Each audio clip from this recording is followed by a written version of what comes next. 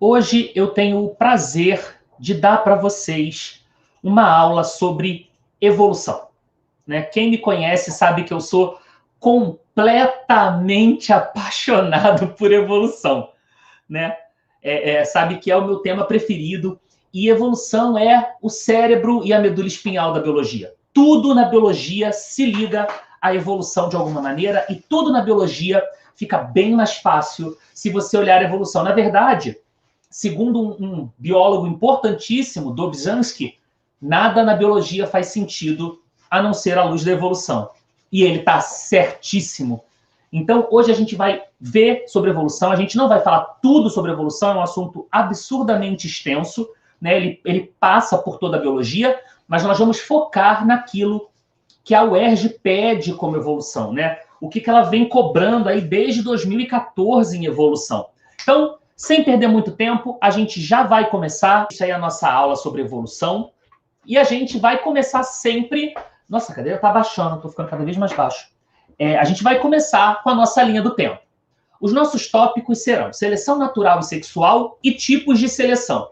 E aí, ó, nos capítulos de revisão sobre teorias evolucionistas, revisão sobre fatores evolutivos e tipos de seleção natural. São os 3 capítulos, os 3 primeiros capítulos que estão aí disponíveis para vocês. Seleção natural, ele passa pelos 3 capítulos. Deriva genética, vocês vão ver na revisão sobre fatores evolutivos, e adaptações, que é o nosso último tema, vocês também veem na revisão sobre fatores evolutivos. Conselho, lê na ordem que eu coloquei lá. Por quê? Porque você tem temas que eles aparecem em mais de um capítulo, só que eles estão em progressão de complexidade.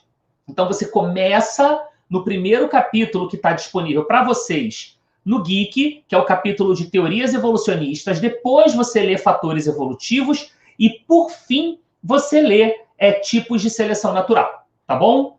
Faz desse jeito porque vai aumentar o grau de complexidade. Mas, sem perder tempo, a gente vai fazer apenas 3 dessas questões todas que estão aí, ó. 5 questões estão no raio-x e 3 a gente vai fazer aqui na aula, tá bom? Exatamente essas questões que estão aí. Ah, tem umas... Desculpa, gente, você acha que tá aqui Enem 2015 32 EQ? É porque ao invés de escrever o ERJ, eu escrevi Enem. Falha minha, acabei de ver, tá? Mas não é Enem, é o ERJ 2015 30, segundo exame de qualificação, tá bom? Depois eu corrijo isso e deixo disponível certinho. Mas é só isso aí mesmo. Beleza? Vocês conseguem ver a minha tela direitinho aí? Tá tudo certo? Eu vejo aqui que eu estou compartilhando a tela. Vocês conseguem ver essa tela compartilhada aí? A minha cara e a tela do lado? Responde para mim, por favor, aí no chat, gente.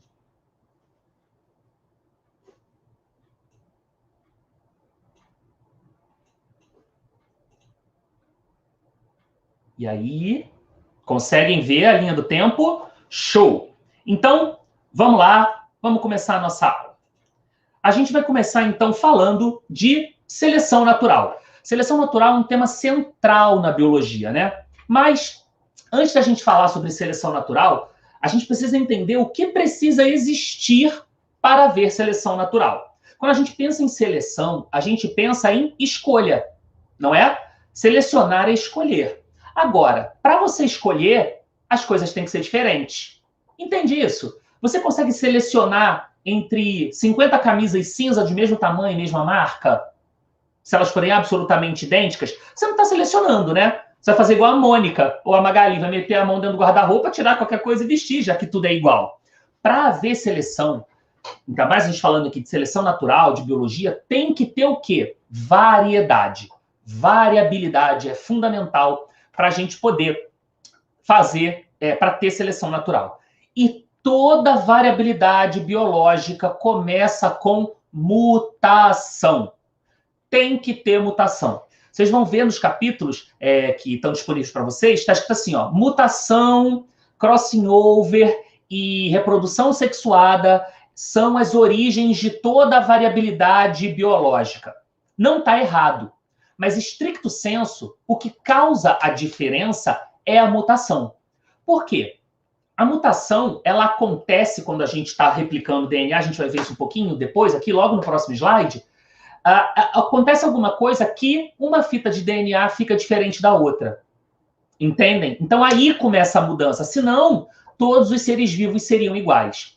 A recombinação genética, principalmente através do crossing over, e a reprodução sexuada, eles vão embaralhar as mutações. Então, quando a gente fala em crossing over, por exemplo, na hora de formar gameta, o que a gente faz? Né? Os nossos cromossomos homólogos, eles trocam pedaços. Então, uma mutação que vem da linhagem da sua mãe acaba parando no cromossomo do seu pai. E uma mutação que veio da sua linhagem paterna acaba no cromossomo materno. Então, ele embaralha as mutações e os genes. E na reprodução sexuada, o que acontece é, você tem cromossomos de uma linhagem com cromossomos de outra, cada um desses cromossomos com suas próprias mutações, que são unidas em você. Então, a recombinação genética, e principalmente crossing over, e a reprodução sexuada, eles não geram variabilidade, mas eles aumentam, porque eles embaralham. A mutação causa variabilidade genética, e a variabilidade genética vai provocar, em conjunto com o ambiente, o surgimento de novos fenótipos. E aí toda a variabilidade biológica observável vem da mutação. Beleza? Então, começamos já entendendo o que tem que existir para ter a seleção natural. Mas quem falou primeiro sobre seleção natural? Ele mesmo, tio Charlinho, mais conhecido como Darwin, né? Esse velhinho barbado aí, que é o tio Charlinho, chamo carinhosamente porque tenho uma admiração gigante por esse cara. Um cara muito inteligente, muito fantástico, principalmente porque ele começa falando sobre seleção natural, mas ele não tinha noção de genética. A genética estava sendo descoberta por um mongezinho na Áustria, um tal de Gregor Mendel, que Darwin e ele até foram contemporâneos. Eles viveram mais ou menos na mesma época. Né? As questões sobre a hereditariedade, como que os pais passavam para os filhos as suas características, era um assunto do final do século XVIII, do final do século XIX, início do XX. Né? Era um assunto que estava efervescendo, as pessoas se questionavam isso. Existem rumores de que Mendel teve contato com os trabalhos de Darwin, mas ele não registrou isso. Porém, Darwin definitivamente não teve contato com os trabalhos de Mendel, tanto que é muito tempo depois, já no século XX mesmo, que a gente entra em contato, que os trabalhos de Mendel são redescobertos, para a gente dar origem a uma nova teoria da evolução. Tá bom? Então a gente sabe que foi esse barbadinho aí, o tio Charlinho, que pensou sobre seleção natural, e lá nos capítulos do Geek tem um pouquinho do histórico de como foi desenvolvida a teoria. Vale a pena ler, conhecer a história da evolução, ajuda a entender a evolução de verdade. Não é só cultura, não é só lugar comum, não é só cultura geral, não. É importante mesmo você conhecer um pouco da história da evolução. Beleza? Então, agora que nós sabemos o que a gente precisa ter de antemão para poder ter seleção natural, a gente vai começar a falar de seleção natural, só que a gente vai dar uma olhada meio que em exemplos, né? Porque fica mais fácil observando a coisa acontecendo. Então, olha só, pensa que nós temos aí um fragmento florestal. E nesse fragmento florestal, nós temos uma pequena população de joaninhas. Tá bom? Temos aí algumas joaninhas. Elas vivem num gramado. Nada, Marcos, esquece esse negócio de terror dos criacionistas. Você sabia que na faculdade a gente nem discute isso, porque os assuntos são diferentes, entende? Um é de um campo, o outro é de outro, mas vamos seguir aqui. Pensa nas joaninhas. As joaninhas que você conhece, vermelhinhas, e elas vivem num gramado nesse fragmento de mata. Bom, as joaninhas, os seres vivos, de modo geral, o que eles fazem de melhor? Gente, se reproduzir.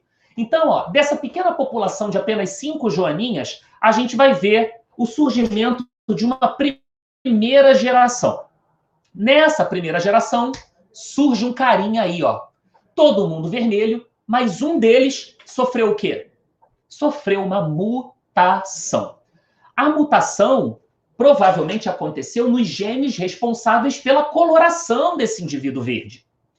Aconteceu o quê? Aconteceu um erro. Um erro. Toda mutação é um erro. Na evolução, principalmente, as mutações que mais importam são as que acontecem aonde, gente? São as mutações que acontecem na meiose. São as que mais importam para a gente. Opa, calma aí, que tá tudo avançando aqui, eu nem mexi. são as mutações que mais interessam para a gente, são as que acontecem aqui na meiose. Por quê?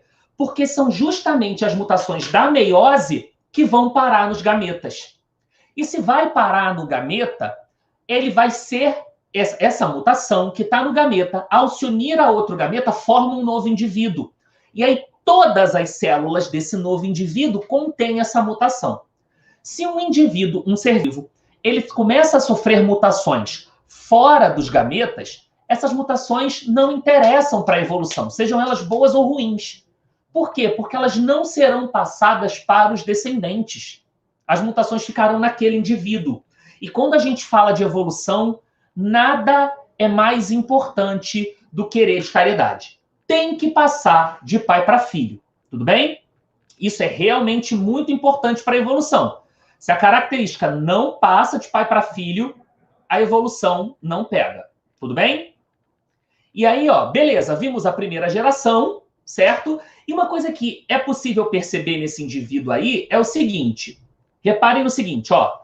Essas joaninhas, elas vivem num gramado, por isso que o fundo da tela eu botei ele verde. Vocês reparam como que se destaca, se fosse pelo Lamarck, é até difícil falar, Lamarck não tinha também ideia de genética, tá? Mas sim, poderiam ser, as mutações, elas aconteceriam na mitose, você não está de toda errada não, Júlia. Então, olha só, repara como os indivíduos vermelhos, eles se destacam contra a grama. Já o indivíduo mutado, o mutante, ele meio que se disfarça, porque ele é verdinho, né? Tipo a grama. Então, ele meio que fica sumido ali. O que acontece com esse indivíduo? Então, olha só. A gente fez uma rodada. As coisas eu vou mostrar aqui, tudo meio organizadinho, tá? Mas na natureza é tudo junto ao mesmo tempo. Mas depois dessa primeira rodada aí, o que eles vão fazer? Ó, os indivíduos agora vão fazer uma segunda geração. Tá bom? Então, o que é isso? Hein? Apareceram umas coisas esquisitas aí na tela. Eita! Gente, esses traços verdes que vocês estão vendo aí, eles também... Era para ser joaninha verde. Nossa, que estranho. Vocês estão vendo esses sinais na tela? Isso era para ser joaninha também, não entendi o que aconteceu. Bom, enfim, entendam como joaninha. O que aconteceu? Olha só, o indivíduo verde também se reproduziu, certo? Ele também teve descendentes. Ele cruzou com indivíduos vermelhos e teve alguns filhotes vermelhos, alguns verdes. Os vermelhos, cruzando entre si, tiveram apenas filhotes vermelhos. E a gente vê que ainda o número de indivíduos vermelhos é maior. Ele é maior. Afinal de contas, a quantidade de indivíduos vermelhos era muito grande. Agora a gente começa a notar, por outro lado, que a frequência dos indivíduos verdes começa a aumentar também. Só que o que acontece na natureza, né? Apareceu, que bom. Na natureza, a gente também tem quem? Predadores. E aí chegou um predador, um passarinho aí, insetívoro, e começou a dar o quê? O rolezinho dele ao redor das joaninhas. E adivinha de quais joaninhas que ele vai se alimentar mais? Obviamente das mais visíveis. E aí o que começa a acontecer é, as verdes têm, em relação às vermelhas, uma sobrevivência diferencial. Elas sobrevivem mais. E aí, ó, o passarinho vai se alimentando, come principalmente as vermelhinhas, e depois de ter se alimentado, ele vai embora. Agora, o que aconteceu? Diminuímos o tamanho total da população, mas principalmente diminuímos a frequência dos indivíduos vermelhos. Tem menos vermelho do que tinha antes por causa da predação. E como o verde se disfarça no fundo, o passarinho enxerga muito melhor as vermelhas e come mais as vermelhas. Passada essa predação, os indivíduos vão se reproduzir novamente. E aí, ó, tem uma frequência mais ou menos igual de vermelhos e verdes. Ou seja, a frequência de vermelho está diminuindo e a de verde está aumentando. E quem é que vem e aparece de novo? Ele mesmo, o passarinho predador. Novamente, o que ele vai fazer? Ele vai se alimentar principalmente dos indivíduos vermelhos. E uma vez que o papinho dele esteja cheio, ele toma o rumo dele e vai embora. ok? Depois disso, nós podemos fazer mais uma rodada de reprodução. E aí surgem novos indivíduos, só que a frequência dos indivíduos verdes está muito maior do que a frequência dos indivíduos vermelhos. Por quê? Porque os indivíduos vermelhos, eles sobrevivem menos, eles chamam muita atenção, eles chamam bastante atenção. Então, eles somem e os verdes acabam sobrevivendo mais. Dessa forma, a frequência de indivíduos verdes aumenta. Se aumentou a frequência de indivíduos verdes, também aumentou a frequência do quê? Da mutação para o verde. O que é evolução, gente? Evolução é a mudança na frequência gênica, genética, alélica ou genotípica. O que isso quer dizer? Mudou a frequência de genes de uma população? Já teve evolução. Não precisa ter seleção natural, não precisa ter extinção, não precisa ter melhora, não precisa. A partir do momento em que surgiu uma mutação, a frequência de um gene deixou de ser 100%. Por quê? Porque não são todos mais do mesmo jeito. Se um mudou, a frequência gênica mudou. Se a frequência gênica mudou, temos evolução. Mas aqui a gente foi passos à frente. A gente está falando de sobrevivência diferencial. E dá para perceber, muito tranquilamente, que os verdes têm uma sobrevivência maior do que os vermelhos, porque os verdes são menos visíveis. Certo? Mas além da seleção natural, nós também temos a... Calma aí, deixa eu só mudar de tela. Opa, aqui. Nós temos a seleção sexual. Alguns pesquisadores, né, o Geek, inclusive, o texto dele vai considerar a seleção sexual como um tipo de seleção natural. Outros cientistas, eu incluído, eu acho que a seleção sexual ela é uma seleção à parte. São duas seleções que correm lado a lado. E eu vou mostrar a diferença de uma para outra aqui para vocês, ok? Vamos lá, vamos voltar. Agora vamos falar de Joaninha de novo, né? Quem já teve aula comigo sabe que eu adoro um insetinho, né? Então meus exemplos são tudo de inseto. Eu quero conquistar, quero mais entomólogos no mundo. Então, olha só, fomos para uma outra população de joaninhas, ok? Das mesmas joaninhas, mesma espécie, só que está em outro lugar. Então, vive também num gramadinho, vive num fragmento de mata. E aí, o quê? Que o ser vivo faz muito bem, além de comer? Se reproduzir. Temos, então, a primeira geração. Na primeira geração dessas joaninhas, né, surge uma mutação. Essa mutação, diferentemente da outra, não vai garantir sobrevivência diferencial. Até porque essa joaninha também é vermelha, além de ter azul. Então ela chama tanta atenção quanto a joaninha tradicional, a mais comum, quanto, ou então, a mesma atenção até um pouco mais. Porém, essa mutação vai garantir reprodução diferencial. Isso é o que diferencia a seleção natural da sexual. Na reprodução diferencial, o que significa? O que isso quer dizer? Quer dizer que esse indivíduo se reproduz mais. Ele pode chamar a atenção de mais parceiros sexuais, ele pode ser mais fértil, de repente ele consegue produzir mais gameta ao mesmo tempo, ou de repente, se for uma fêmea, consegue botar mais ovos. O que interessa é, o indivíduo que tem reprodução diferencial, ele tem mais filhote. Beleza? Ele tem mais filhote. Ele chama mais atenção ou ele coloca mais filhotes no mundo. E aí, o que acontece agora que surgiu essa mutação desse indivíduo que, nesse caso, vamos dizer que ele chama a atenção de mais parceiros sexuais, tá bom? Mas tudo que estiver ligado à reprodução, qualquer mutação ligada à reprodução, está ligada à seleção sexual. Como ele chama a atenção de muitos parceiros sexuais, na segunda geração, a gente também já observa um aumento da frequência desses indivíduos. Justamente porque eles se reproduzem mais. Reparem que não vai ter uma predação aqui nesse momento, diminuindo o número desses indivíduos, porque não é disso que a gente está tratando agora. Nesse momento, a gente está tratando, na verdade, de indivíduos que se reproduzem mais. Então, partiu terceira geração. E aí a gente observa que a frequência dos indivíduos azuis e vermelhos aumenta muito. Não tem nada que diminua a presença dos vermelhos e pretos, mas existe alguma coisa que aumenta a presença dos vermelhos e azuis. ao longo do tempo, a quantidade de vermelhos e pretos tende a diminuir, enquanto a de azuis e vermelhos tende a aumentar. Beleza? Se você tiver alguma dúvida até aqui, põe aí no chat que eu já te respondo, tá? Beleza, então põe aí que eu já respondo para vocês. Tranquilo? Só que, gente, lembra que eu falei que às vezes, que na minha opinião e de outros pesquisadores também, a seleção natural e a seleção sexual não são a mesma coisa? Para mim, elas não são de fato. Para mim, a seleção natural trata de sobrevivência diferencial. É quem sobrevive mais. A seleção sexual vai falar de quem se reproduz mais. Mas é só isso, Jansen? Tipo, dá para colocar a seleção sexual ali no meio da seleção natural? Dá. Mas olha só, existem detalhes que diferenciam uma da outra. Por exemplo, só faz sentido para a evolução você sobreviver mais se você se reproduzir mais de uma vez.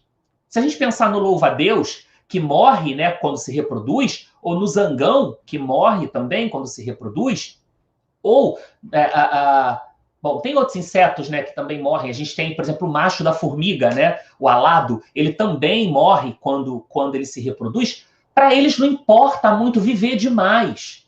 Para eles o ideal é viver até um certo tempo, se reproduzir e morrer, de preferência no auge da juventude, que é quando os gametas estão bombando. Então a sobrevivência diferencial, ela só faz sentido se o indivíduo se reproduz mais de uma vez. Além disso, às vezes a seleção sexual e a seleção natural, elas brigam. Por exemplo, a gente tem aí o pavão. Olha o tamanho da cauda do pavão. O pavão mais colorido é aquele que chama a atenção de mais fêmeas e, portanto, ele se reproduz mais. Logo, a gente consegue inferir o quê? Que o pavão que tem a cauda maior deixa mais filhote. A cauda do pavão é grande por causa de seleção sexual. Beleza? Agora, essa cauda grande, ela briga contra a sobrevivência.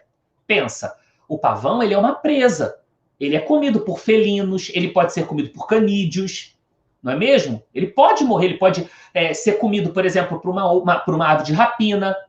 E com essa cauda enorme, é difícil fugir, é difícil voar e ir para uma árvore para escapar. Ele é facilmente capturado. Então o pavão, e fora que ela é colorida, ela chama a atenção. Então, a cauda e as cores do pavão brigam contra a sobrevivência. No entanto, prevalece a seleção sexual. Por quê? Porque para a evolução importa passar gameta para frente. Tudo que a gente vai falar aqui hoje está muito ligado à seleção sexual. Sendo que a gente vai chamar tudo isso de seleção natural, porque foi assim que o termo foi cunhado, né? A gente trata disso classicamente dessa maneira. Então, quando eu falar seleção natural, eu posso tanto estar falando de sobreviver mais, quanto de se reproduzir mais. E normalmente eu vou estar falando das duas coisas ao mesmo tempo, principalmente quando a gente estiver citando exemplos de indivíduos que, sobrevivendo mais, se reproduzem mais. Beleza?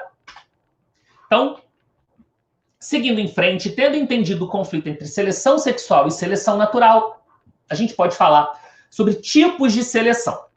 E aí, gente, existem alguns tipos, na verdade, 3 tipos de seleção diferentes, que são a seleção estabilizadora, a seleção direcional e a seleção disruptiva. Beleza? Então, com essas 3 seleções na mente, agora vamos estudar cada uma. O que a seleção natural faz? A seleção natural escolhe. Seleção natural, a gente fala que ela escolhe, mas a seleção natural não é um ente cósmico que vai lá e fala você sim, você não. Gosto de azul, detesto preto. Não é isso, né? O que é a seleção natural? A seleção natural, na verdade, começa primeiro com a variedade de seres vivos, mas também com mudanças no ambiente, né? O ambiente muda, ou o indivíduo muda. Quando Darwin estava falando sobre seleção natural, a gente usou o exemplo ali da mutação para mostrar como a seleção atua. Mas é muito comum que nós tenhamos dentro de uma única espécie muita variedade. Até se você olhar para os seus irmãos, vocês são diferentes. Quanto mais um outro ser humano que mora do outro lado do mundo. Pensa nisso agora para todos os seres vivos. Mesmo entre seres vivos aparentados, eles são muito diferentes entre si. A gente pode olhar, por exemplo, para uma ninhada de cachorrinhos, uma ninhada de gatos. São irmãos gêmeos e são muito diferentes entre si. E aí a seleção atua dependendo de como está o ambiente. Então, normalmente, a mutação, a diferença já está dada há muito tempo. O que acontece é, o ambiente muda, e quando o ambiente muda, os critérios de seleção mudam também. E aí a seleção, ela pode atuar sobre os indivíduos de diversas maneiras diferentes. Beleza? Estão comigo até aqui? Se vocês estão comigo até aqui, põe um sim aí para mim, ó.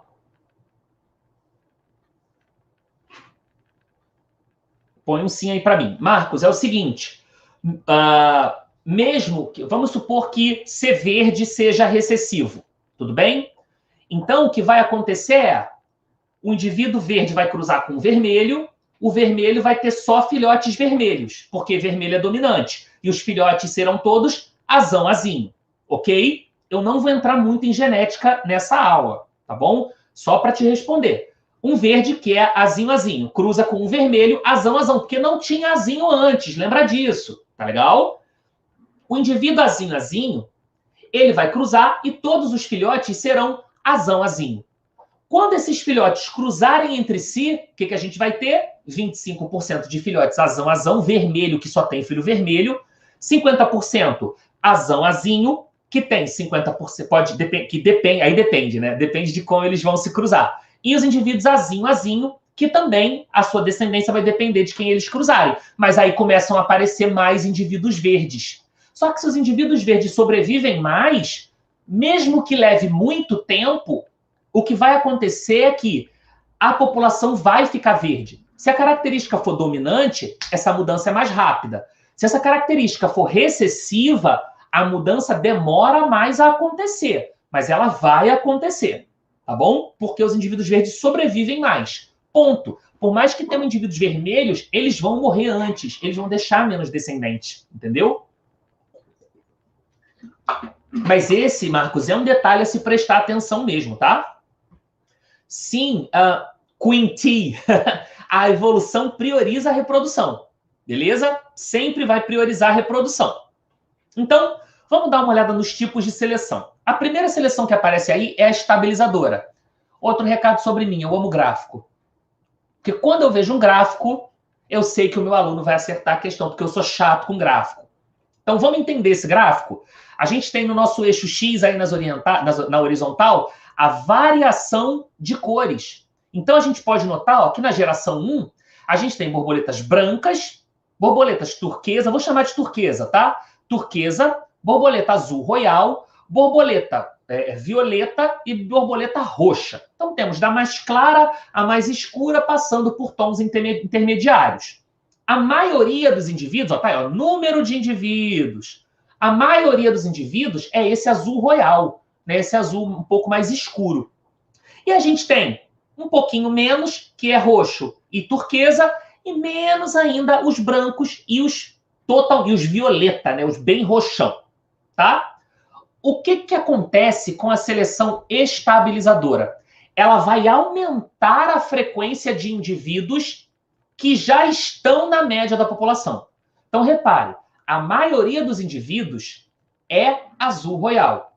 A seleção estabilizadora, ela vai cortar os extremos. Os indivíduos brancos e os indivíduos violeta começam a desaparecer, por algum motivo. Qualquer motivo que seja. A seleção estabilizadora, ela corta os extremos. E aí a maioria dos indivíduos daquela população vão se tornando o quê? Cada vez a gente vai ter mais indivíduo azul royal, a frequência do turquesa e do roxo vai cair um pouquinho, e conforme o tempo passa, a frequência de turquesa e roxo cai ainda mais. Aí a esmagadora maioria da população vai ficando azul royal. Então, repara, na geração 1, a maioria já era azul royal. Conforme o tempo passa e as gerações vão uma atrás da outra, vão passando as gerações, a população vai ficando mais azul e cada vez menos das cores que estão nos extremos das frequências. Beleza? Por isso que ela é estabilizadora. Ela estabiliza uma tendência que já existe. Não, Marcos, um dominante não vira recessivo. O que pode acontecer é você tem uma população com determinado gene, acontece uma mutação que torna esse... A mutação acontece e esse gene mutado, ele é dominante sobre o restante da população, ok? Entendeu? Também pode acontecer, por exemplo, você tem um gene dominante e um gene recessivo. Acontece uma mudança no dominante e surge um codominante. Acontece no recessivo, surge um correcessivo. Entendeu? Isso pode acontecer. Agora, acontecer uma mutação de modo que o dominante se torne totalmente recessivo e o recessivo se torne dominante, você está falando de duas mutações acontecendo ao mesmo tempo, no mesmo indivíduo, alterando uma relação. Isso é... Olha, dizer que não acontece nunca, eu não posso dizer, porque eu sou biólogo, biólogo nunca diz nunca. Agora, porque, né, biologia quase tudo é possível. Raramente não tem uma exceção. Agora, muito difícil, tá? Isso, nesse momento, não é importante para a nossa aula. A gente não vai entrar em genética aqui, tá legal? Já ficar em evolução com o mínimo de genética possível para a gente focar nas questões que a UERJ está pedindo, ok? Existe também um outro tipo de seleção, que é a direcional. Reparem que as duas primeiras gerações são iguais, ó. Mas o que acontece na seleção direcional? O que está acontecendo aí é um dos extremos está diminuindo. A seleção, nesse caso, está dando preferência para indivíduos escuros. Conseguem ver isso? A população, a parte que é branca, que é turquesa, vai ao longo das gerações diminuindo. Enquanto as cores que são azul e roxo vão ficando mais frequentes. Repara que a violeta também sumiu. Não tem problema. Ela continua sendo direcional. Por quê? Porque antes você tinha uma maioria azul royal. Agora você tem tantos azuis royais quanto roxo. Então ela está direcionando a população para... Está direcionando, né, a característica de uma população em um sentido. Então, antes, uma população que tinha indivíduos brancos, turquesas, azul royal, roxo e violeta, para de ter indivíduos brancos, a frequência de turquesa cai e a frequência de roxo aumenta e os indivíduos violeta também desaparecem. Isso é uma seleção direcional. Ela direciona em um sentido. Por exemplo, a gente tem a cauda do pavão. A gente tem seleção sexual direcional. Quanto maior e mais colorido, mais ele chama a atenção da fêmea, ok? Isso é seleção direcional. E temos um terceiro tipo de seleção, que é a seleção disruptiva. Tá bem pra caramba. Seleção disruptiva. O que a seleção disruptiva faz? Ela diminui a característica mais frequente e começa a aumentar a frequência dos extremos, das características mais raras. Então, se você olha ali na primeira geração, temos vários indivíduos que são azul royal. Conforme o tempo passa, a frequência dos indivíduos azul royal diminui e a frequência dos indivíduos, tanto dos brancos quanto turquesa, vai aumentando, quanto a do roxo e violeta. Na terceira geração, até mesmo as frequências que eram intermediárias ali, né? Não eram a principal, mas eram intermediárias, a turquesa e a roxa já começam a abaixar e a frequência da branca e da violeta sobe pra caramba. Ou seja, ele está fazendo uma disrupção, uma separação, uma divisão nessa espécie. Antes você tinha uma gradação de cores. A cor mais frequente começa a diminuir, né? A frequência dela baixa, enquanto as menos frequentes se tornam cada vez mais frequentes. Beleza? Alguma dúvida até aqui, gente? Se rolar alguma dúvida, joga aí para mim, tá? Que aí eu vou vendo aqui e vou respondendo vocês quando quando tiver uma possibilidade, quando o assunto for parecido com o que vocês estão perguntando. Tá legal? Então, seguindo em frente aqui, tendo entendido os tipos de seleção, a gente pode falar um pouquinho da deriva genética. A deriva genética é um outro fator evolutivo que as pessoas comumente esquecem, tá? Mas a deriva genética é um fator importante.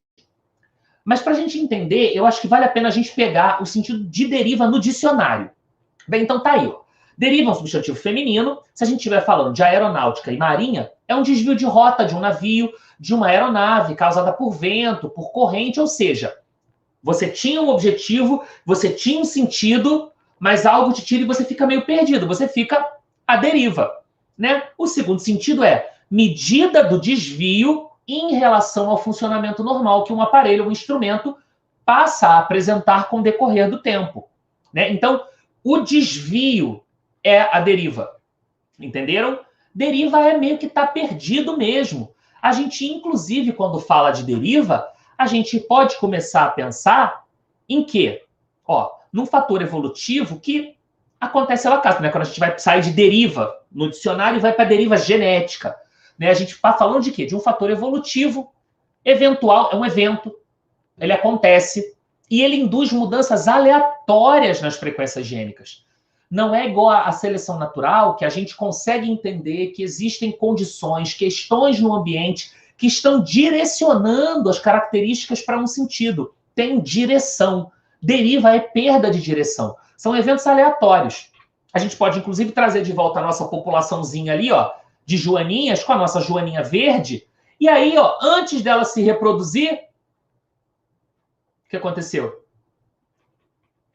Ia super se disfarçar, ia super crescer. Se desse tempo, a joaninha verde dominaria, a espécie ficaria verde, mas alguém foi lá e pisou em cima. Agora, prestem atenção. Se a joaninha verde foi pisada justamente por não ser vista, isso é seleção natural. Agora, se foi ao acaso, é deriva.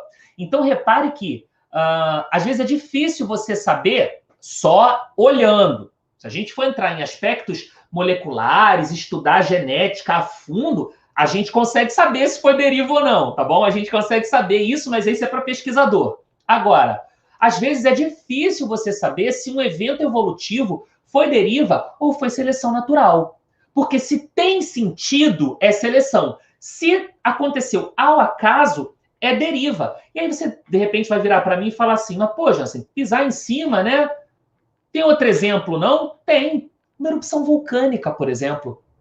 Se você tem uma população de seres vivos em uma determinada região, próximo a um vulcão, e só tem aquela população ali, ou então tem uma população aqui que tem todo o potencial para crescer e a espécie inteira ficar igual àquela população, e outra que está longe, mas essa aqui está do lado do vulcão, se o vulcão entrar em erupção, essa população acabou. Ela pode ter a melhor mutação do mundo para a espécie. Acabou. Acabou a brincadeira evolutiva, acabou para aquela espécie ter aquela característica. Um tsunami poderia fazer isso. A deriva acontece o tempo todo também. Ela não acontece somente em eventos, assim, coisas muito raras. Não. Nem todo gameta que é produzido é usado. O seu gameta pode ter uma supermutação para a espécie. Se ele não fecundar o óvulo, aquela pessoa nova não nasce com a mutação e não entra na espécie. Entendem? Então, os eventos de deriva, eles são muito comuns, mas eles são ignorados, porque a gente tem uma tendência a ignorar aquilo que acontece ao acaso, tá? Deixa eu ver aqui as perguntas de vocês. Gabi, tem exemplo de disruptiva no exercício que a gente vai fazer, tá? Então eu vou deixar isso lá para o exercício.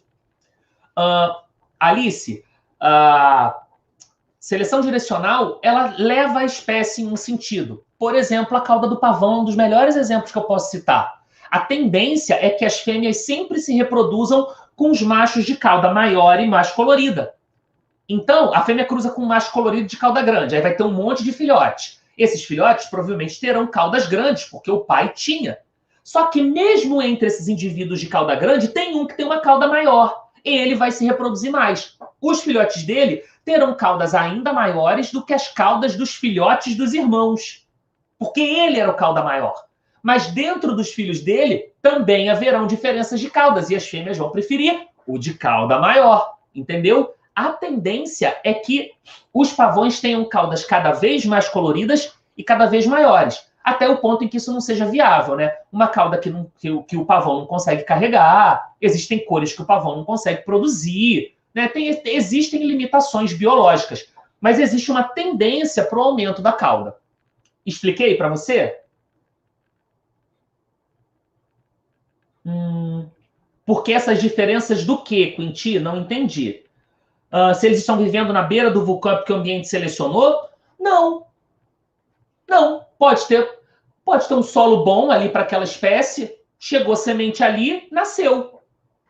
Entendeu? Não tinha nada que impedisse o nascimento daquela espécie ali. A espécie nasceu na base do vulcão, né? Nasceu ali. Só porque podia, tá? Só porque podia nascer ali. E aí você tem uma espécie longe, uma população de uma espécie de plantas longe. Pensa em planta. Um grupo de plantas que mora longe do vulcão e um grupo que mora perto. Esse grupo que mora perto do vulcão, ele surgiu uma mutação ali que está tomando conta da população. Está todo mundo com aquela mutação super boa e a tendência é que ao longo do tempo essa população cresça, atinja essa outra população mais distante e a mutação se espalhe nessa população, já que é uma mutação tão boa. Porém, se não der tempo dessa população da beira do vulcão se reproduzir o suficiente para atingir a outra e entrar uma erupção do vulcão, a mutação que estava aqui nessa população próxima do vulcão foi embora. Entendeu? Não, Quinti, as variantes do corona não são derivas, são seleção natural na veia.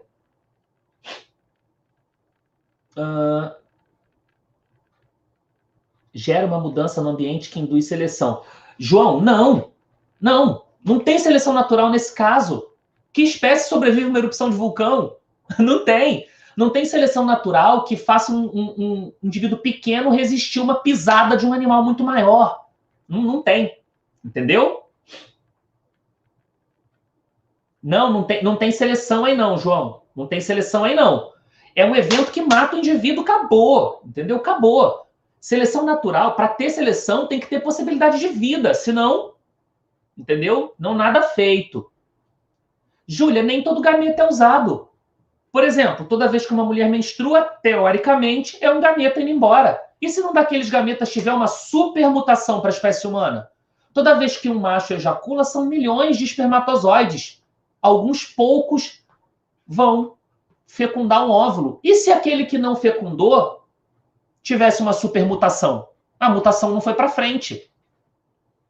Isso é deriva genética. Marcos, a dificuldade de entender deriva está na dificuldade da gente entender o acaso.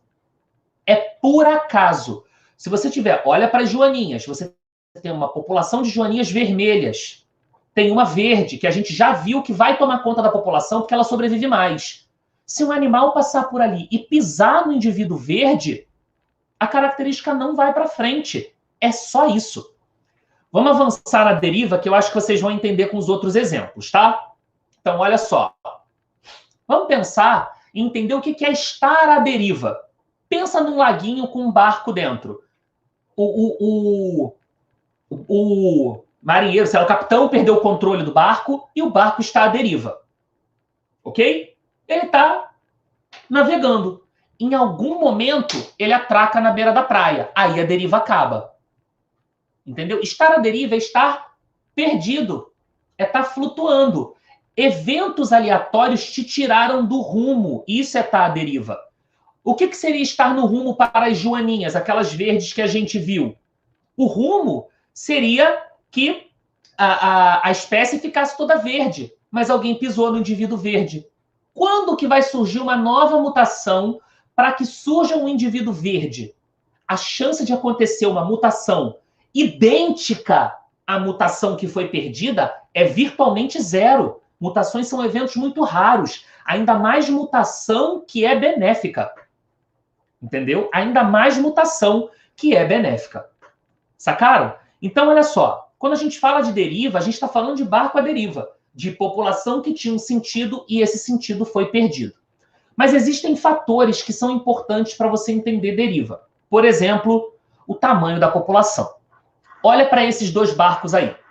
Qual desses dois barcos tem a maior chance de permanecer à deriva?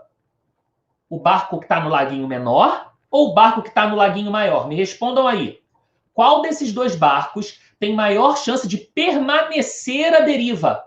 O barco maior ou o barco que está no lago maior ou o barco que está no lago menor? Responde para mim.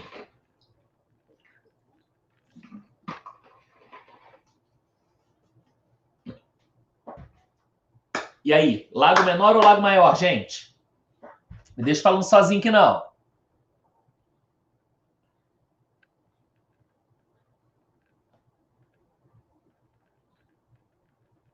Lago Maior. Quinti respondeu Largo Maior. Lago Maior. Maior.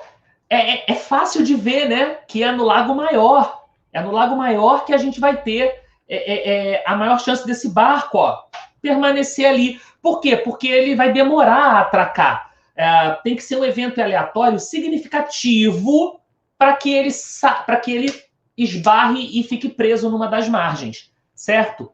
Então, a deriva genética, ela também tem fatores que estão ligados a tamanho.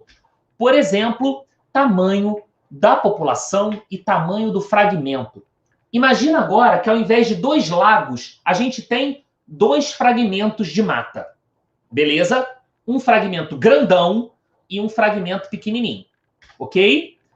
Nesses fragmentos, a gente tem onças.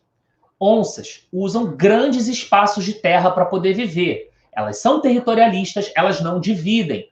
Então, o território para uma onça é um território enorme. Nesse fragmento menor, a gente só tem uma onça. Ele é suficiente para uma onça. Se outra onça chegar ali, dá briga e uma morre. Tá bom? No fragmento maior, 3 onças são comportadas. Ok? Compreenderam isso? No fragmento pequeno, apenas uma onça. No fragmento maior, cabem até 3 onças. Beleza? Agora, preste atenção nessa configuração. A onça que está no fragmento menor é uma fêmea, é um macho. Ok? No fragmento maior, nós temos 2 machos e uma fêmea. A gente pode chamar um dos machos de macho... vamos pensar. Macho 1, vai macho 1 e 2, macho 1 e macho 2. E aqui no cantinho, a gente tem o macho número 3. Ok? O macho 3 tem alguma possibilidade de alcançar a fêmea? Esse fragmento aberto aí, a onça não vai atravessar. Tá bom? No nosso exemplo aqui, a onça não vai atravessar esse fragmento aberto. Ela só trafega em fragmento fechado. Existem várias espécies de animais que são assim. Eles não trafegam por ambiente diferente de onde ele nasceu. O que vai acontecer? A onça fêmea, ela só vai conseguir cruzar, se cruzar, com 2 machos. Então, a variedade genética que havia no macho 3 se perdeu. Isso significa que... eu não quis usar alfa e beta, sabe, Queen? Porque senão complica. As pessoas vão confundir esse alfa e beta como um é mais escolhido do que o outro. Então, 1 e 2. Aí, olha só. No caso dessa população que está aí, desses 2 fragmentos, a variabilidade genética que estaria no indivíduo 3, ela vai se perder.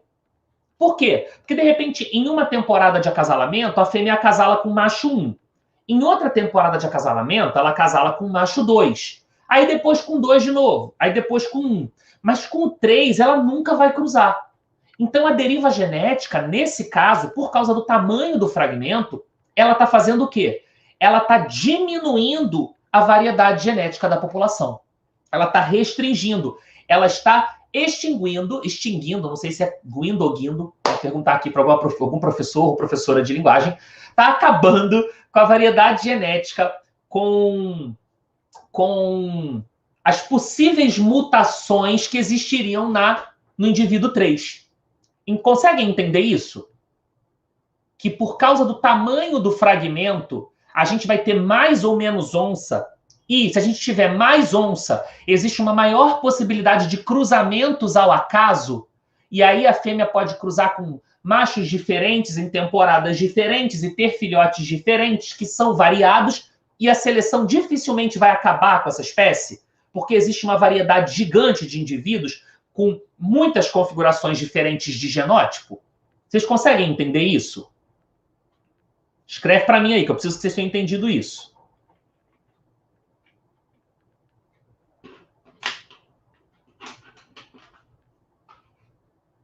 Eu fico em silêncio porque acho que demora a chegar em vocês, né? Vocês demoram a responder. E aí, ficou claro esse lance? Como o tamanho da população e o tamanho do habitat é importante? Conseguem entender isso? Agora eu vou deixar a situação um pouco mais complexa para vocês. Olha só. E se a configuração... Eu estou tentando achar meu mouse aqui. E se a configuração, ao invés de ser esse macho isolado no fragmento pequeno e a fêmea junto com outros dois machos for assim. E se quem estiver isolada no fragmento for a fêmea, no fragmento pequeno, e os machos estiverem todos no grande fragmento? O que vai acontecer com essa população de onças?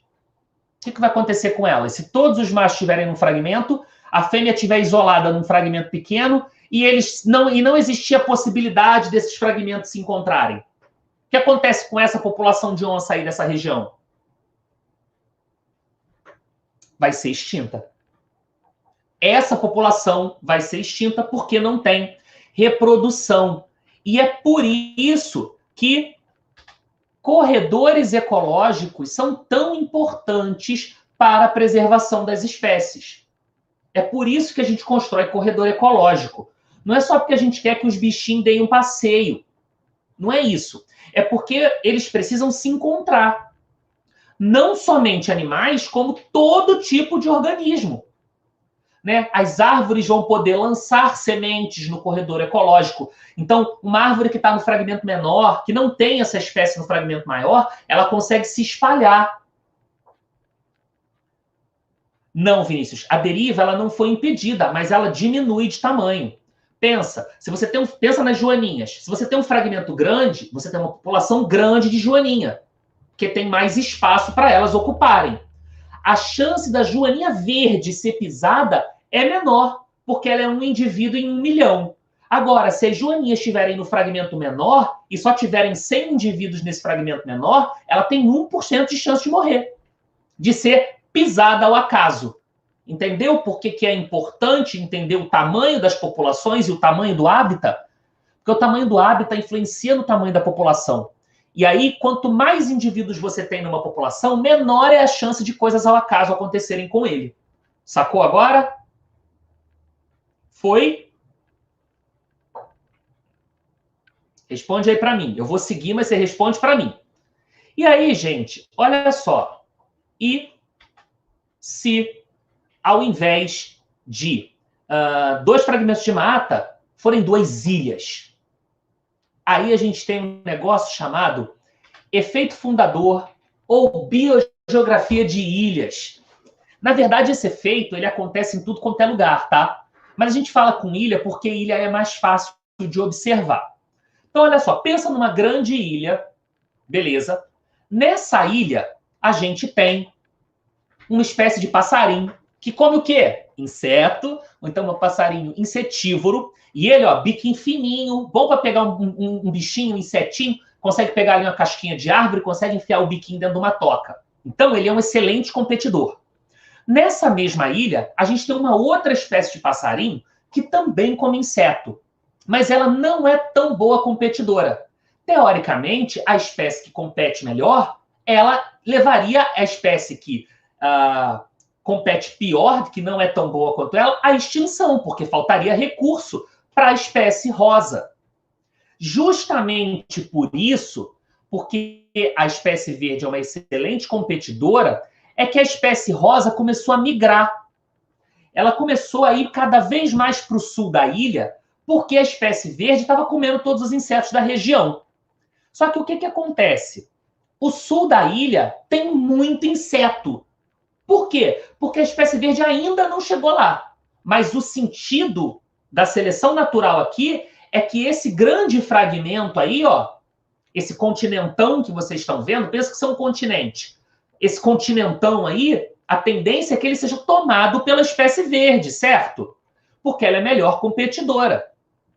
Então, a tendência é que a espécie rosa seja extinta e que a verde ganhe. Porém, a verde não chegou aí nessa região da ilha, né? Sei lá, nesse sul da ilha aí. Por isso que tem muito inseto.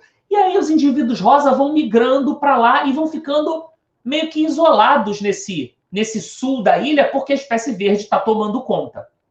Mas a Terra muda de configuração, né? A gente não tem somente deriva genética, a gente tem o quê? A gente também tem um negócio chamado deriva continental. Então, desse grande continente, um pedaço se soltou e formou uma ilha. Se você parar para pensar, teoricamente, era para essa ilha estar com um passarinho verde. Porque tem inseto pra caramba ali. E ele é o melhor comedor de inseto. Mas, por acaso, os passarinhos rosa foram para o sul da ilha sendo empurrados pelos verdes.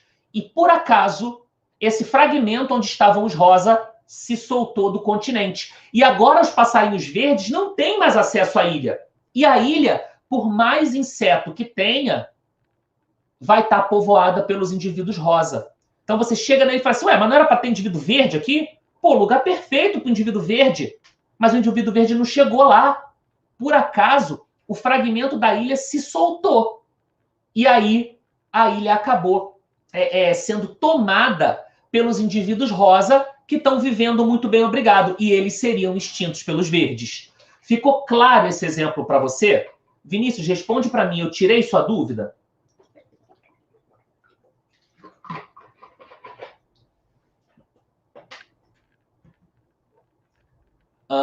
Hello, vou te chamar assim, hello. Olha, você está indo muito à frente. Pelo seguinte, a primeira parte está certa. Ó. Se a verde não chegou, a outra espécie pode se reproduzir de tal forma que a população dela acabe até ficando maior do que a verde. Pode acontecer. Porque para pensar, no continente pode ter predador de passarinho, que de repente na ilha não tem, não deu tempo de chegar, entendeu? Ó, vai ter muito inseto na ilha.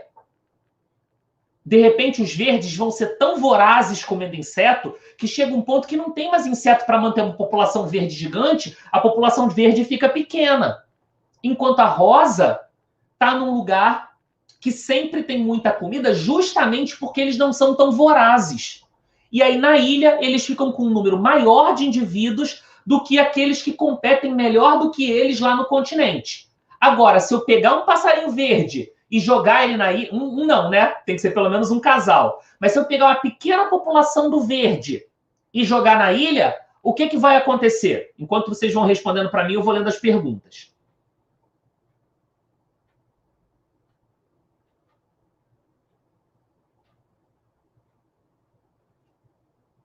Não, Matheus. Não, você está inferindo você está inferindo que necessariamente num lugar menor tem mais reprodução. Isso não é verdade. Depende muito da biologia do ser vivo, sabe? Se você tiver uma ilha que não seja muito grande, você não vai conseguir ter uma onça lá, por exemplo. Por mais que elas se encontrem, elas vão se matar. Você precisa de um espaço grande. Se uma ilha, mesmo que numa ilha caibam, por exemplo, muitos insetos, cabem mais insetos ainda num continente. Entende? Às vezes a competição numa ilha, justamente porque está todo mundo muito perto, a competição é muito intensa. Só que aí, olha só, repara nos fatores que eu estou usando. Competição, necessidade de espaço físico, tudo isso é seleção. Entendeu? Isso não é deriva. Os fatores que você está me dando aqui, ó, a chance de acontecer um cruzamento ao acaso, beleza, isso é deriva. Agora, isso depende também da natureza, da biologia do indivíduo, da espécie. Às vezes a espécie não suporta espaço pequeno. Ela precisa de um espaço grande. E a espécie que suporta espaço pequeno, suporta a grande também. Entendeu? Valeu, Vinícius. Obrigado aí por responder.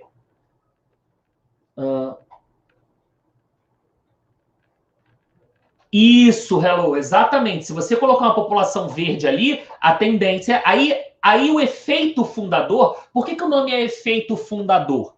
Porque os indivíduos que fundaram, as aves que foram para a ilha, que fundaram a população de ave da ilha, é a rosa. Então você não tem verde ali, por quê? Porque os fundadores da ilha são rosa. E é por isso que a gente chama de biogeografia de ilha. Agora, essa biogeografia de ilha não necessariamente tem que ser em ilha. Se a gente voltar lá para o fragmento de mata, de repente, antigamente, ó, vou voltar lá rapidinho.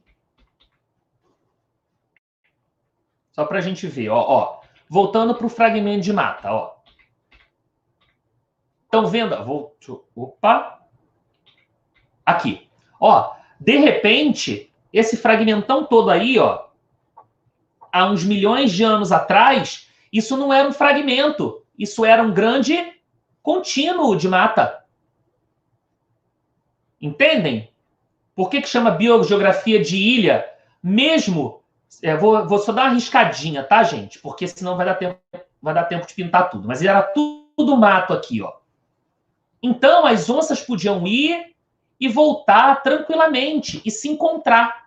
Por quê? Porque, na verdade, não eram 2 fragmentos. Era um fragmento ainda maior. Porque tinha todo esse espaço contínuo aí que depois se perdeu. Entendeu? Então, a gente chama de biogeografia de ilha mesmo sendo num fragmento de mata. Pode ser num lago? Pode. Pode acontecer um terremoto, pode acontecer um movimento de placa tectônica que divida o lago ou que suba uma cadeia de montanha no meio. Aí você fala, nossa, gente, que dramático. Não, é assim mesmo. É assim mesmo. É muito comum que eventos geológicos modifiquem as espécies, modifiquem a distribuição de espécies e até levando ao surgimento de novas, tá? Deixa eu ler aqui mais perguntas.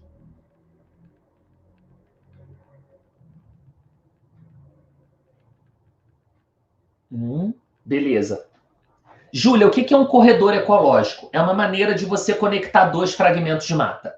Você tem um fragmento pequeno e um fragmento grande.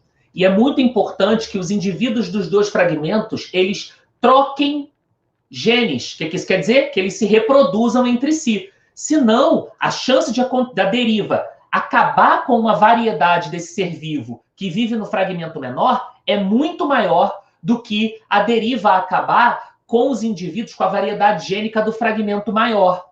Então, existem seres vivos que eles não atravessam. Por exemplo, se você é um ser vivo de mata fechada, pode ser que você não atravesse num espaço aberto. Pensa num grande fragmento de mata com uma estrada no meio. Tem roedor, tem inseto, tem fungo, tem ave, tem macaco que não atravessa. E tem animal que atravessa e morre. Existem muitos casos de tatu, gambá, preguiça que morrem na estrada. Entendeu? Então você cria o corredor ecológico para você ter uma continuidade de mata, tá bom? Para você ter uma continuidadezinha de mata e para que esses animais, plantas, micro-organismos, bactéria, né, bactéria que dá no solo não dá no asfalto, né, para que eles possam se reproduzir nos 2 fragmentos, que o fragmento grande e o pequeno, para que tenha ali ó, um intercâmbio gênico, a gente chama isso de fluxo gênico, para que não tenha uma interrupção do fluxo gênico entre os indivíduos que estão em diferentes fragmentos.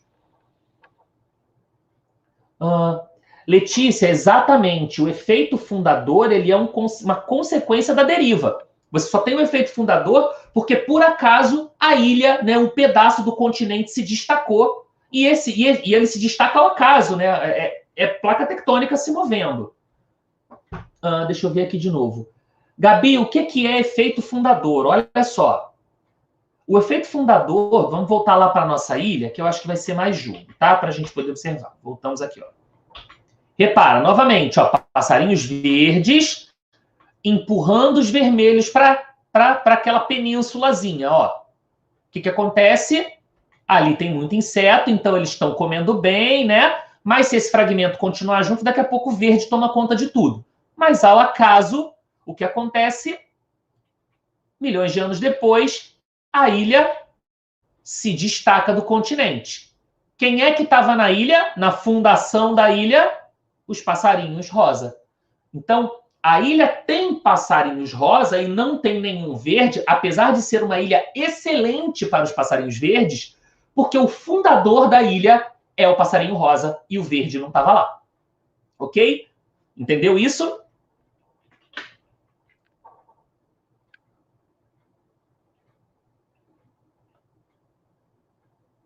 Beleza? Deixa eu ver aqui. Letícia, foi, né? Entendeu essa parte? Não, quem foi que perguntou? Gabi. Gabi, me responde aí. Entendeu o efeito fundador? Fala para mim. Tá? A gente vai seguir em frente, mas a gente pode voltar se vocês quiserem. Vamos falar então sobre adaptação. Gente, em biologia, a adaptação tem 2 sentidos. Adaptação tanto é a característica que aumenta a sobrevivência e o sucesso reprodutivo, né? No caso da Joaninha, ser verde para sobreviver mais, ou ser azul e vermelha para se reproduzir mais. As 2 coisas a gente chama de adaptação, mas a adaptação também é o processo pelo qual as características são adquiridas. Então, né, a gente fala do processo de adaptação, a adaptabilidade do indivíduo. Então, a gente tanto usa para a característica, quanto usa para o processo, para os mecanismos evolutivos que levam ao surgimento e manutenção da característica na população. Tá bom? E aí eu vou dar exemplos de vocês de adaptação. Um deles é a camuflagem.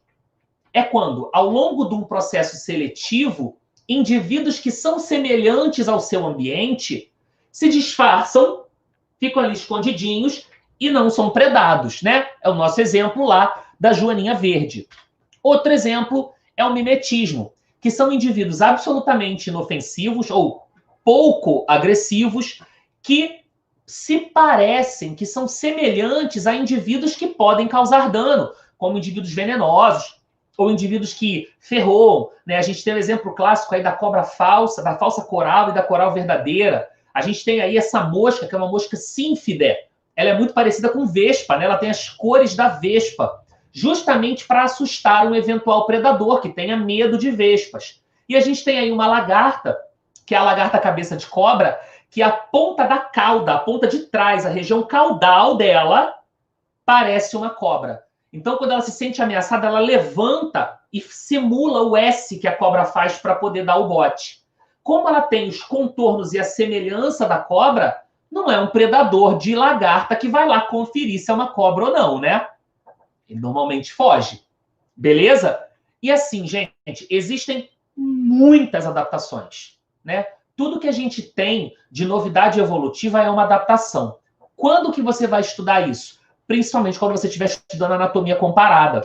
Quando você estuda, por exemplo, como é que começa o sistema digestório, né? Começa primeiro com um orifício, que é boquianos, uma região que é a gastroderme, é só um tecido que absorve, que digere e absorve nutriente. Aí depois os indivíduos começam a apresentar ânus, e aí começam a apresentar estômago. Alguns vão ter 3 estômagos, tem indivíduo que tem 4 estômagos. Então, tudo isso é adaptação. Seria impossível a gente falar de adaptação em 1h30, né? Quando eu dou aula para o 2º ano, quando eu dou aula para o 7º ano, a gente praticamente trata de adaptação, porque a gente lida com todos os seres vivos. A gente fala sobre seres vivos.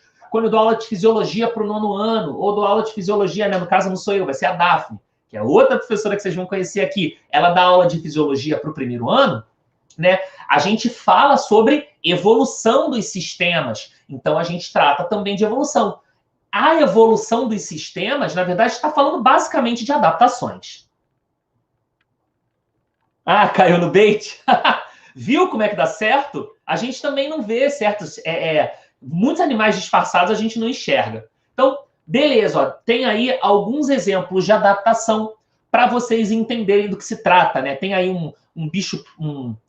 Isso aqui é um ortóptera, gente. É da família do grilo. Esse é um urso polar, né? A gente tem aqui, ó, uma mariposinha. Estão vendo ela aqui, ó? Estou contornando ela.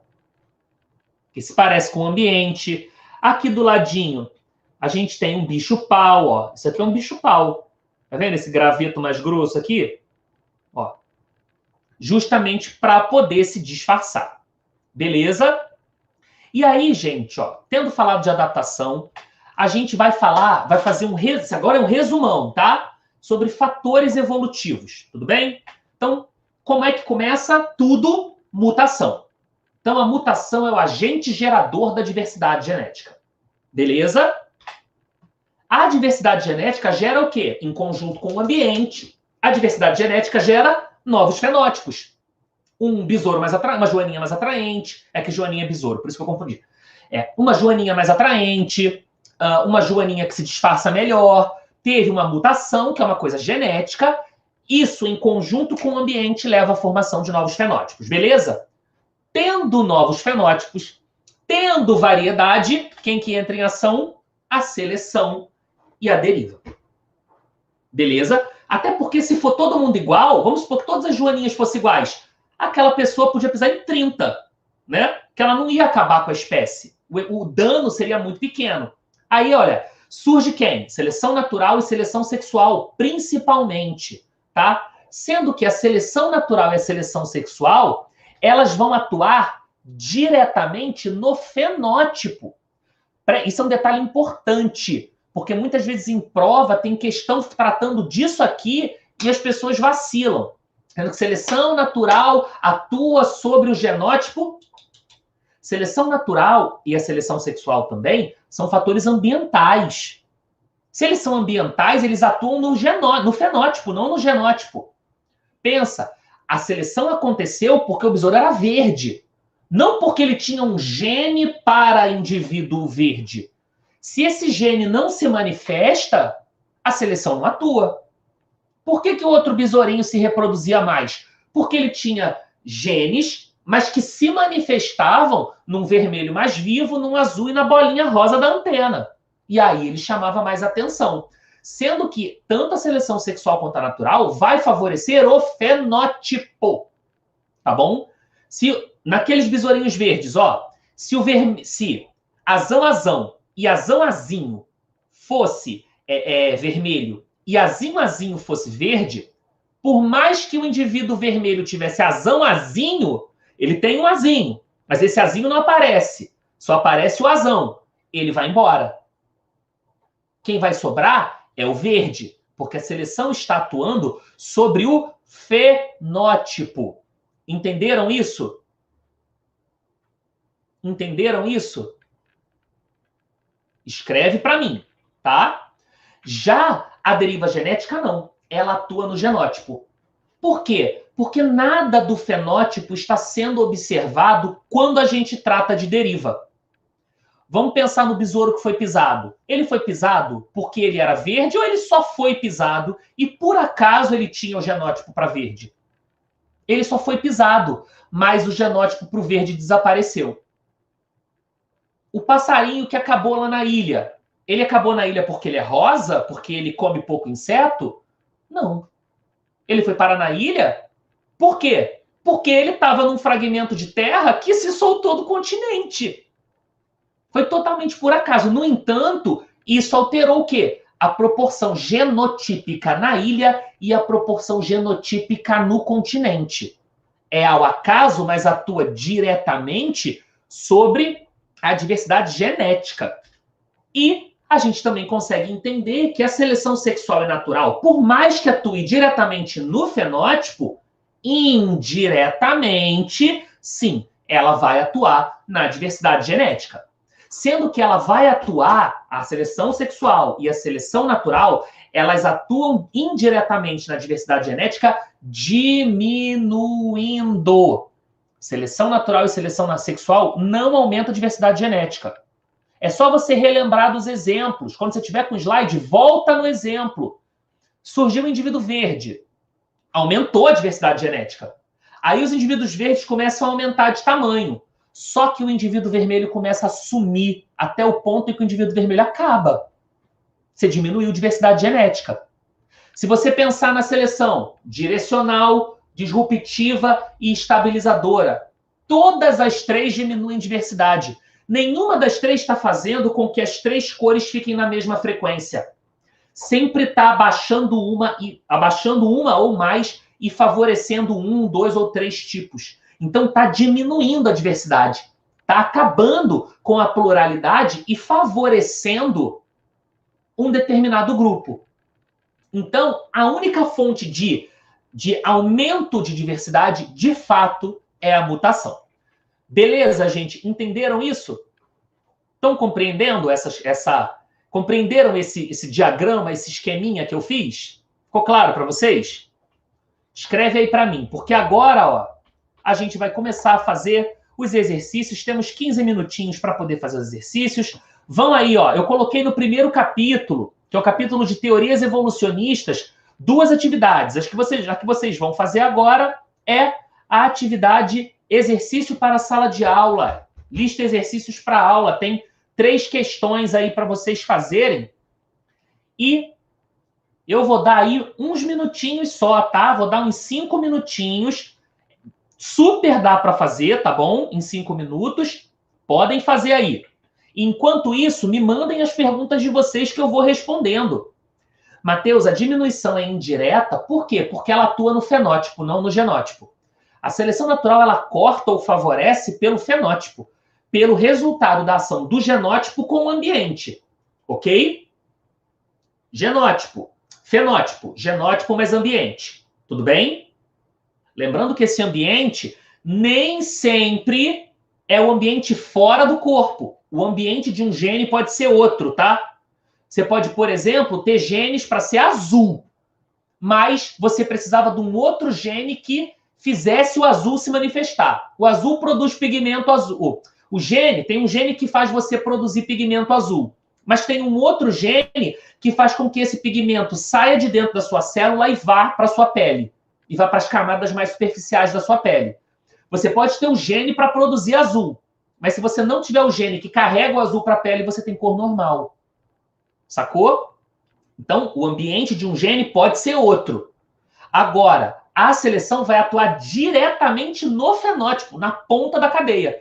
Só que conforme ela diminui um fenótipo, é fatal que ela diminua um genótipo, porque o fenótipo é ambiente mais genótipo. Foi? Me manda a dúvida aí, hein? Olha, no processo de seleção natural, sim, sempre vai ter uma... Por isso que é uma competição. Darwin, quando propôs a seleção natural, ele leu o livro do Malthus, né, que falava que a população humana cresce em progressão geométrica enquanto o alimento em progressão aritmética. Chega um ponto que não tem comida para todo mundo. E aí uma grande parcela da população morre. Darwin pensou nisso para o ambiente. Se você pensar em termos de comida, recurso, né, recurso alimentar, é verdade. Não tem comida para todo mundo. Qual é a espécie que vai sobreviver? A que tiver, a que competir melhor pela comida. Então, sempre vai ter um grupo que está diminuindo de frequência e um grupo que está aumentando de frequência. Ok? Ah, detalhe. Não existe espécie mais evoluída. Está vivo? Existe hoje? Tem o mesmo grau de evolução. Nós, as bactérias, as formigas, joaninha, a baleia, a foca, o ardivac, o pangolim, todo mundo está vivo? Existe? Tem o mesmo grau de evolução. Por quê? Porque está vivendo no ambiente que é possível. Agora, o ambiente de um ser vivo pode não servir para o outro. Você pode se achar muito evoluído. Vai viver em lago termal igual não é arquebactéria mais. Vai viver num lago termal salino igual uma arque. Vai viver no intestino humano igual uma bactéria. Ou seja, para aquele ambiente, aquele ser é evoluidaço. É que a gente vive em outro. Você pode dizer que o indivíduo é mais complexo. Por quê? Porque ele tem mais órgãos, mais tipos celulares, produz mais proteínas, tem outras interações de célula com célula. Beleza, complexidade pode. Agora, nem todo indivíduo, você não diz que o indivíduo é mais evoluído porque ele é mais complexo. Às vezes, ser complexo em determinados ambientes é um problema. E aí você morre. Beleza? Deixa eu dar uma olhadinha aqui nas questões. Olha, quase todo mundo respondeu. Não, 67% só respondeu. Gente, eu queria que mais gente respondesse. A gente ainda tem 2 minutos, eu estou esperando as perguntas de vocês aí para a gente ter, né, uns 10 minutinhos para responder as questões aí antes da nossa aula encerrar. Mais alguma dúvida? Gente, se vocês não tiverem dúvida, eu vou partir para as questões, tá? Para a gente ganhar tempo. Vamos começar a primeira? Só porque eu estou um pouquinho preocupado com a hora. É bastante conteúdo, a evolução às vezes causa um problema de entendimento, né? É assim, a evolução ela trata de esquemas gerais muito grandes, só que para você entender, você tem que adaptar aquele esquema geral para os casos específicos, para a biologia de cada uma das espécies. Mas a evolução, ela é um pensamento geral elegantérrimo, porque ele é super simples de entender. Quer dizer, o panorama geral é tranquilo de entender. Entender que é uma seleção natural, com algum esforço você entende que é uma deriva genética, né? Se você souber genética, você entende melhor a genética de populações, assim, né? Já fica mais malemolente o entendimento. Agora, quando você se aprofunda, aí a evolução começa a dar problema de entendimento. Por quê? Porque a evolução usa palavras comuns do dia a dia, né? Deriva, seleção, só que dentro de um contexto isso tem um outro significado. Mas, vamos lá, gente, vamos começar. Questão número 1, que é uma questão da UERJ de 2015, segundo exame, questão número 30. Com a implantação de atividades agropecuárias, populações muito reduzidas de uma mesma espécie podem ficar isoladas umas das outras em fragmentos florestais separados. Já vimos isso, hein? Caso permaneçam em isolamento, tais populações tendem à extinção. Na fotografia, observa-se um corredor florestal, construído para interligar ambientes expostos a esse tipo de impacto ecológico.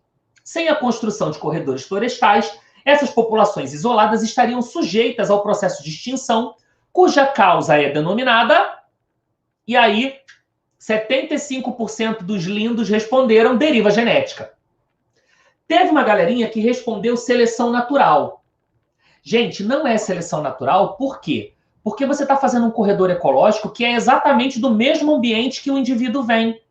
Então você conecta, lembra, o indivíduo é de mata, aí criaram um pasto. O pasto é ruim para ele. No pasto, a seleção come ele. O que a gente faz? Cria um corredor ecológico que seja semelhante, se não igual, aos dois fragmentos florestais que você quer conectar. E aí o indivíduo consegue atravessar por aquele fragmento, que é exatamente onde ele consegue viver. Então não está tendo seleção natural ali, não. A extinção aconteceria por causa da deriva, porque o fragmento é pequeno, tem poucos indivíduos, as populações estão isoladas, não tem fluxo gênico, a deriva pode comer eles. Então, ó, a resolução daí do Geek diz, ó, a deriva genética está diretamente ligada ao tamanho do fragmento da mata e das populações desses fragmentos, podendo levar, inclusive, uma espécie à extinção devido ao isolamento. Beleza? Vamos para a segunda questão? Entenderam a primeira? Qualquer dúvida, joga aí no chat que a gente manda ver aqui e eu respondo para vocês. Tá legal? Não fica com dúvida. Evolução é um negócio que você tem que saber. Segunda questão é o UERJ 2014, segundo exame também. Questão 31. Os indivíduos de uma determinada espécie de peixe, bem adaptada a seu ambiente, podem ser classificados quanto ao tamanho em 3 grupos: pequenos, médios e grandes. Repara, ele não está falando de indivíduo jovem, indivíduo adulto e indivíduo velho. Na mesma espécie, assim como na espécie humana, tem indivíduos que são pequenos, indivíduos que são médios e indivíduos que são grandes. Ok? Estamos falando aqui de indivíduos adultos. E aí ele fala, ó, considere a introdução de um predador desses peixes no ambiente. Ao longo do tempo, os indivíduos do grupo médio passam a ser os menos numerosos, pois os peixes de tamanho menor conseguem defender-se do predador escondendo-se, enquanto os de maior tamanho, mais fortes, não são atacados pela espécie predadora. As alterações descritas exemplificam o tipo de seleção denominado. Repara no seguinte, tinha um ambiente onde os peixinhos estavam adaptados. Tem variedade, pequeno, médio e grande. Quando você introduz um novo peixe, você alterou o ambiente. Se você alterou o ambiente, a seleção vai mudar. E esse peixe predador come os médios, deixando sobreviver quem? Os indivíduos pequenos e grandes. E esse é um tipo de seleção disruptiva. Olha aí o exemplo que você precisava. Esse é um exemplo. No raio-x, dá uma lida lá que tem outro. É um outro jeito de você ver. Tá legal? Lembra dos gráficos. Aqueles gráficos ajudam pra caramba quando você vai falar de tipo de seleção. Tá bom? Então, facinho de entender por que é uma seleção disruptiva, né? Você tinha uma frequência de médios que cai, ou seja, a frequência intermediária, que é o médio, cai, enquanto os extremos começam a aumentar de tamanho. Show? Belezinha? Nenhuma dúvida até aqui? Nossa, vocês são incríveis, hein? Tô adorando. Ninguém tem dúvida? Tá todo mundo entendendo? Então, vou seguir em frente, hein? Questão 3. A simetria também é observada na estrutura corporal dos animais, influenciando, por exemplo, a distribuição interna dos órgãos. Uma característica associada à simetria bilateral, presente em todos os animais com esse padrão corporal, é essa, a galera errou bem, né? Por quê? Olha só. Não é direcional, Roberto, porque você tem... olha só, você tem direcional quando ela tem um sentido único. Você tem estabilizadora quando o que é mais frequente fica cada vez mais frequente. Entende?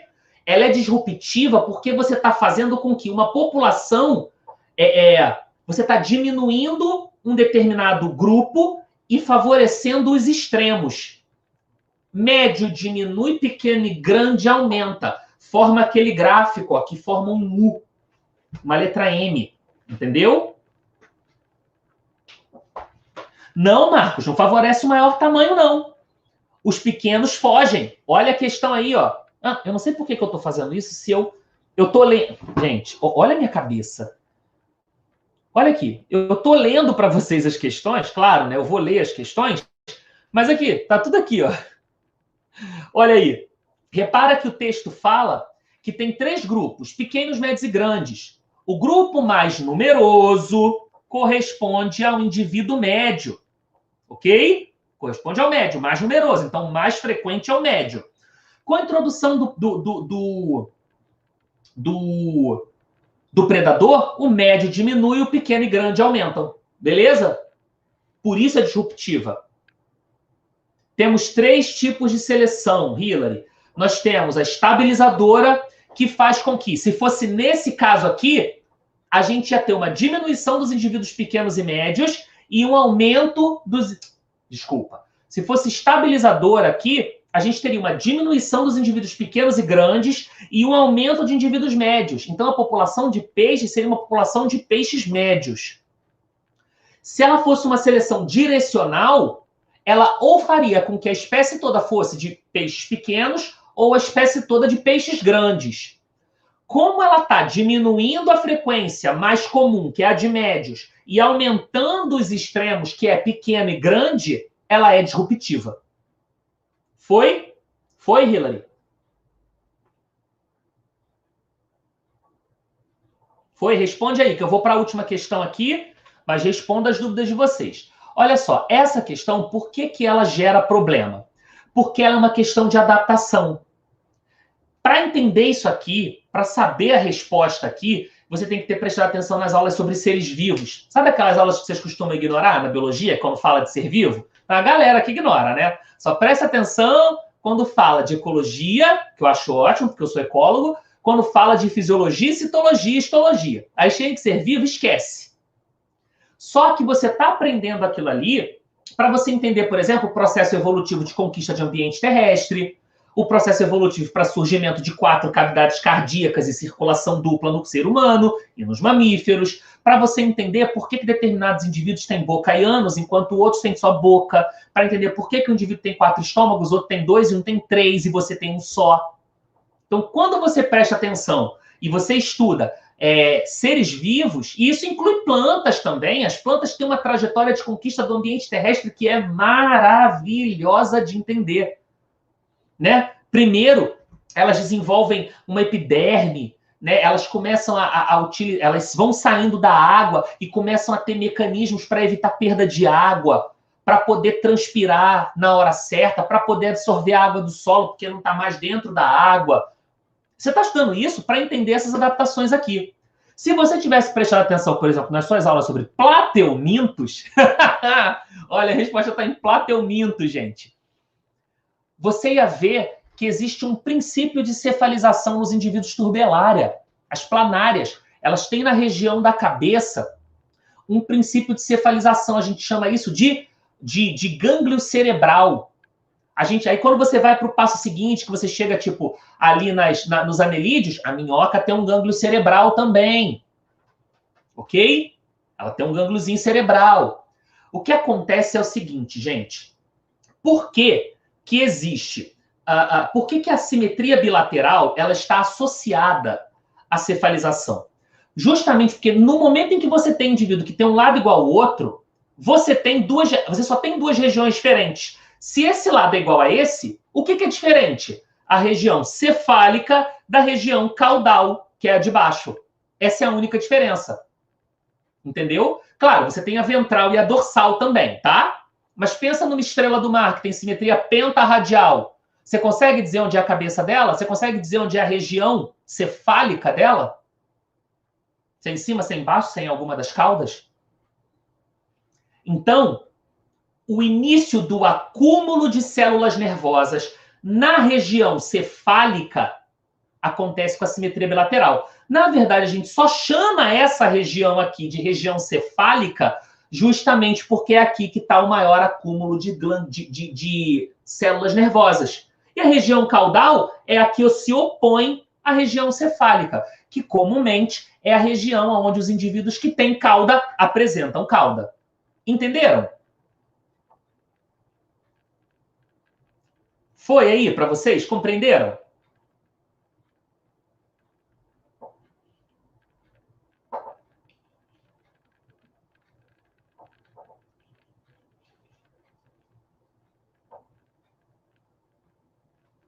Responde aí para mim. Foi? Gente, é o seguinte, fiquem, se pintar dúvida aí, você boiou como, João? Fala para mim. O que você não entendeu? Fala que dá tempo.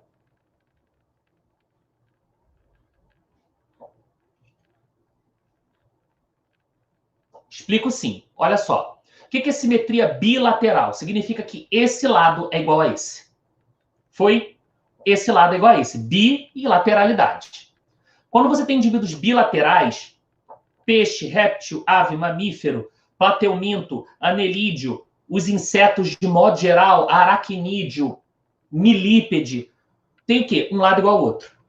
Quando você tem um lado igual ao outro, você começa a ter algumas regiões no corpo. Por exemplo, região de cima, região de baixo. Região onde está sua barriga, região onde está seu dorso. Ok? Agora, esse lado é igual a esse. Ok? Nesse grupo de indivíduos, em uma das pontas desses indivíduos bilaterais, eles começaram a apresentar um acúmulo de células nervosas. A gente chama essa região de região cefálica. Ok? Vou falar disso, olha só. Se a gente tivesse neurônio na bunda, a bunda seria a região cefálica. Entendeu? A gente só chama a cabeça de região cefálica porque aqui está o encéfalo. A região oposta à região cefálica é a região caudal, que é onde geralmente os indivíduos que têm cauda apresentam a cauda. Entendeu? Junto com o surgimento da bilateralidade nos indivíduos, por exemplo, esponja não é bilateral. Água-viva, pólipo, não é bilateral. A bilateralidade vai aparecer nos plateumintos. E junto com ela surge a cefalização, ou seja, o acúmulo de células nervosas na região que a gente chama de cabeça. A região oposta à cabeça é a cauda, é a região caudal.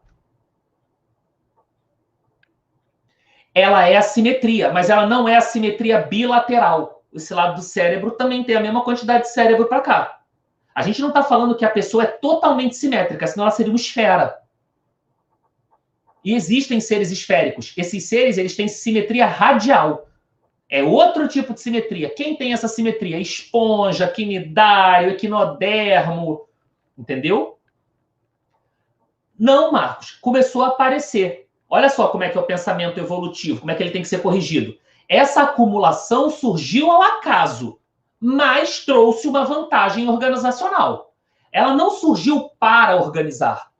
O ambiente não forçou isso a acontecer. Aconteceram mutações que levaram à simetria bilateral e também levaram à cefalização. Isso foi bom para muitas espécies, por isso permaneceu. Valeu, João. Entendeu, Marcos? Pensa numa minhoca, João. Pensa numa minhoca. Ela não tem metâmero de uma ponta a outra? O que tem de diferente entre os metâmeros de uma ponta a outra da minhoca? Pensa aí. E existem, olha só, existem animais que são radiados que eles têm metamerismo. Os equinodermos são assim. Né? A estrela do mar, o lírio do mar, a bolacha da praia, pepino do mar, eles têm metâmero. Tá? Eles têm metâmero. Só que eles são radiais, ou pentarradiais, né? Como queira. Foi, João Guilherme? Entendeu? Responde aí para mim enquanto eu me despeço de vocês. Gente, evolução gera dúvida, tá bom? Meu conselho, o que você vai fazer? Marcos, metâmero é um assunto que a gente não tem tempo para entrar agora, tá bom? A nossa aula, inclusive, já acabou, né? E eu preciso voltar para casa. A aula já acabou e tem gente que tem que sair, né? Tem que fechar o colégio.